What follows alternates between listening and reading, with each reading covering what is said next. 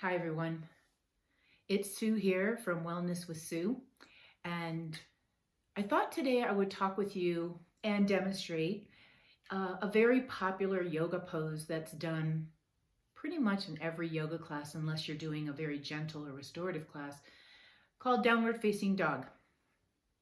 And some people call it down dog, some people call it by its full name, Adho Mukha Svanasana.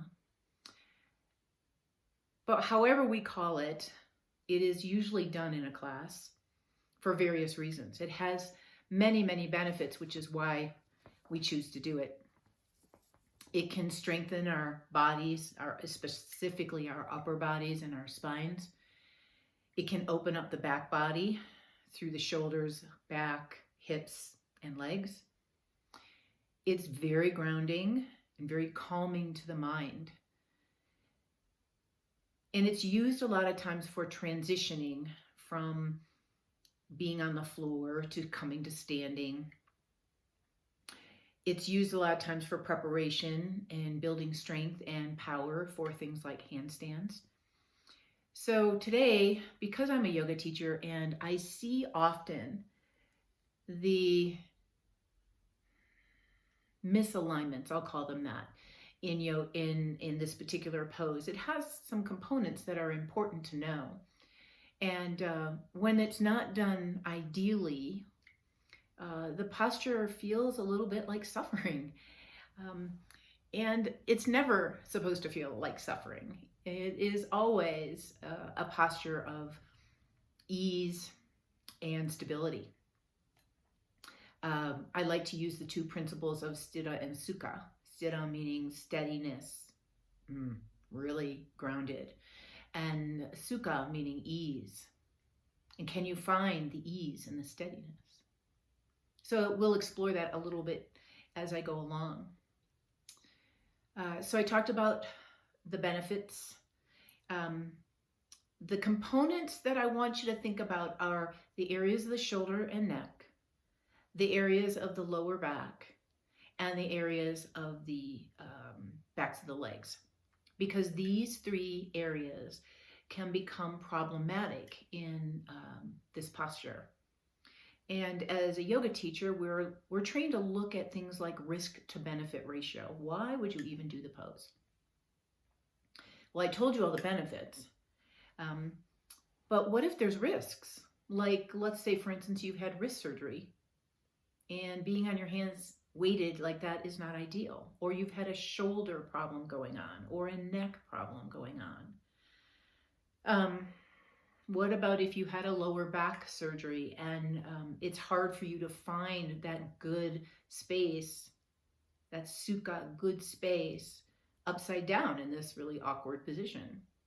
So those are all things to really keep in mind. Is the benefit of the pose much greater than any risk you have? I could use myself as an example. I'm fairly healthy, fairly fit, don't have any injuries going on. So this pose has a lot of benefit for me and very little risk. But, everybody's different.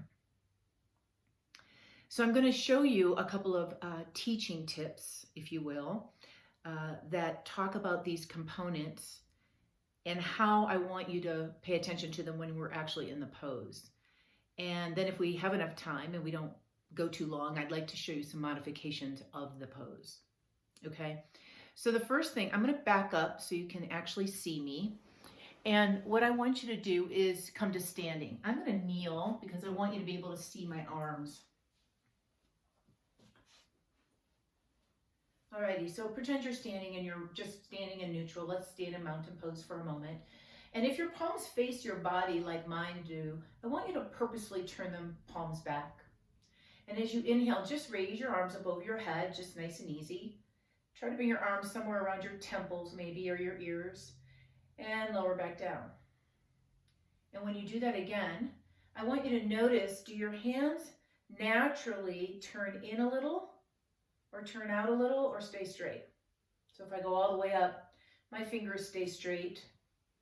You can see they're straight up. And then lower back down.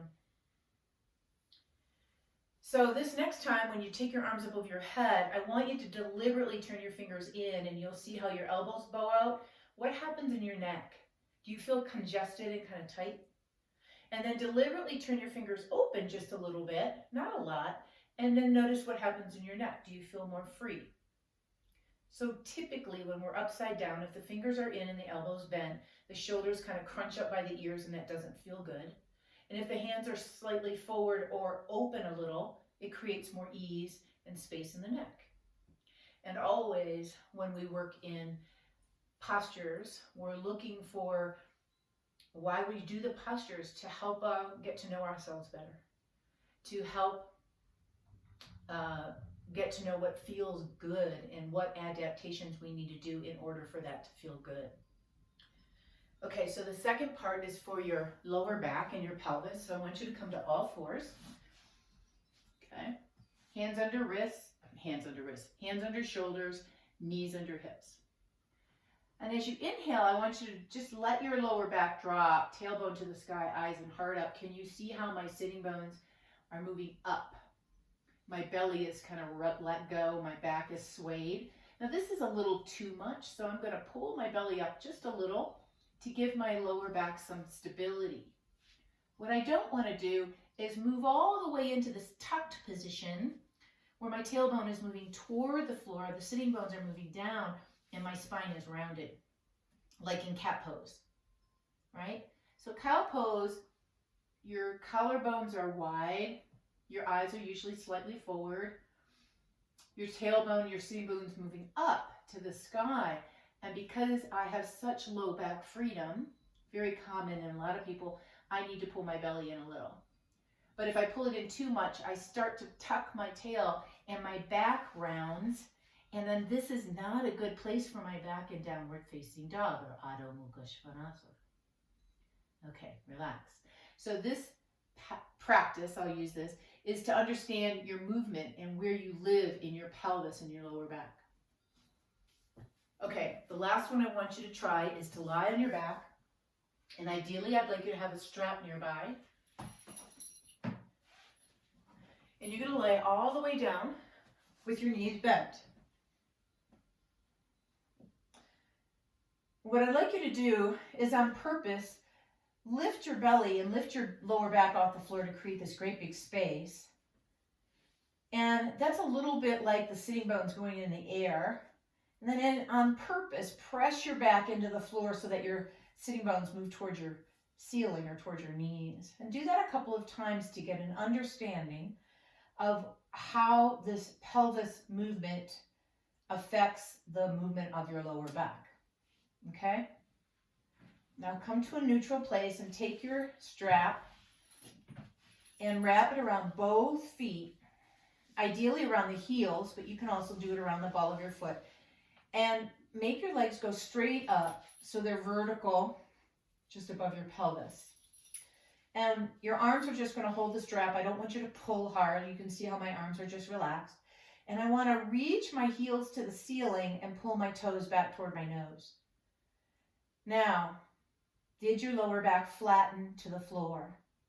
If the answer is yes, and you cannot, like me, I cannot lift my lower back completely off the floor. I need to bend my knees a little, take my lower back off the floor, and that's my posture.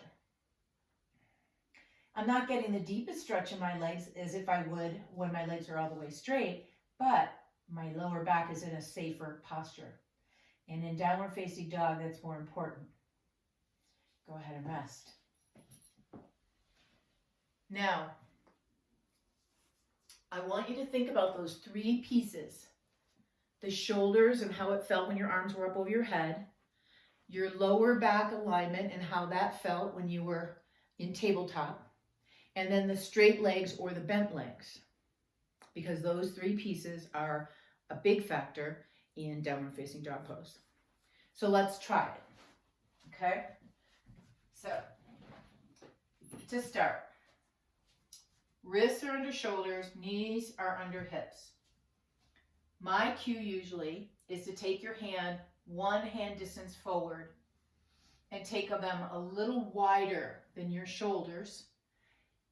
And then notice your tendency. Do your fingers want to turn in or do your fingers want to turn out too far? Can you do a little bit forward and out, slightly out to the corners. Plant your hands well into the floor so there's no space under them, and turn your toes under. From here, you're going to lift your knees, and I want you to think about your sitting bones going up, up, up to the sky, up, up, up to the sky. And you can stop when your arms get along your ears, like they were when you were upside down. From here, if you had bent legs when you were lying on your back with the strap, you're going to need to keep them bent here. Because look what happens if I push my heels to the floor.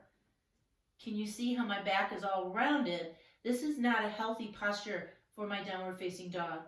So I'm going to bend my knees, and I'm going to lift my sitting bones up. And then do you remember how I need to lift my belly? Because that's better for my lower back because I'm so flexible there. And then this is your dog pose. And you keep checking yourself. Does my neck feel relaxed? Is my shoulders free? Does my spine feel long?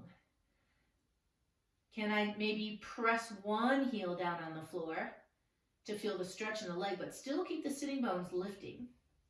And you can, a lot of teachers teach pedaling. I'm not a big advocate of, doing it really fast because your body won't release in that way. You need to take your time here and let your body adjust to the information that you're getting from the pose. And then when you feel like you're ready and you're done, just bring yourself back down onto your knees. And most people like to release here, so maybe a child's pose is a nice thing to do. Okay. So maybe that felt crazy hard. And you're thinking, I do not want to deal with all of that. That's too much. Then there's a couple of things that we can do instead. If you want to do the full downward facing dog pose, but it's too hard on the floor, a nice alternative is to get like a sturdy dining room chair that has a flat top to it, or maybe the edge of a tabletop or a counter. And you would place your hands on the counter or on the tabletop and move back just like you did before. Just like I asked you to do before, the sitting bones go back, the spine gets long, and then there's a rooting down through the heels that actually happens when your hands are lifted off the floor for many people. And for many people, this is how I start them in downward facing dog. I have them on there with their hands on a counter in their home or on a tabletop. There's also a way that we teach it in yoga practice on the wall. And then the final thing that I can suggest to you is if you don't want to do it that way and you really want to get the benefits of the pose, I can show you what's called puppy pose. So it's a baby version of downward facing dog pose on your knees. So if you come to tabletop again, I want you to move your knees a little bit back. So don't get them directly underneath you. Move them back a little. And then put your elbows down on the mat so that your hands and your elbows and your shoulders are all lined up. And thinking a little bit about those sitting bones moving up and back, you're just going to start to move back. The chest will melt down. The head can lightly touch the floor. And you lift the belly a little if you need to without tucking your tailbone. And you breathe here. Puppy pose. Anytime your head, when you're ready, please come out of that. Anytime your head is below your heart and below your hips, you will get the benefit of calming and the benefit of grounding and the benefit of our nervous system becoming more calm and stable. So there you have it. Puppy pose is a wonderful alternative to downward facing dog if you have injury, if you have difficulty holding the pose because maybe you're not strong enough in your arms yet, or maybe you just aren't sure where to go and you're not feeling all that great and you think, I'm going to try something a little easier. I would say start with puppy pose and then progress yourself up to hands on a chair or on a table and work with stronger, longer arms, and then try it again on the floor and see how it works. Okay, guys, so there it is. Downward facing dog pose, Adho Mukha Svanasana. Play with it, explore it, and let me know how you do. Remember, please subscribe to my channel and leave a comment because it helps me grow out into the world.